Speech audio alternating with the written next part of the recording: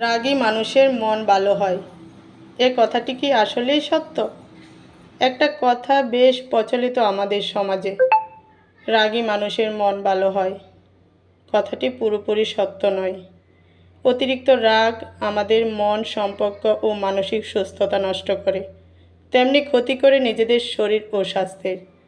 তাই রাগকে কোনোভাবেই ইতিবাচকভাবে দেখার সুযোগ নাই। একটা মানুষ যখন তীব্র রাগ করে, তখন রক্তে বইতে থাকে হরমোনের স্রোত, বেড়ে যায় হৃৎপিণ্ডের গতি, বেড়ে যায় রক্তের চাপ। রাগের সঙ্গে সঙ্গে মাথা ব্যথা, অবসাদ, হার্ট অ্যাটাক, এমনকি স্ট্রোকের মতো রোগগুলো শরীরে প্রবেশ করে। রাগ সব অসুখের মূল। আপনার আবেগের প্রকাশ যেন অন্য কারো ক্ষতির কারণ না হয়ে দাঁড়ায়। তাই রাগী মানুষের মন ভালো বলে রাগকে কখনোই প্রশ্রয় দেওয়া উচিত নয়। রাগ কখনোই ভালো কিছু নয়।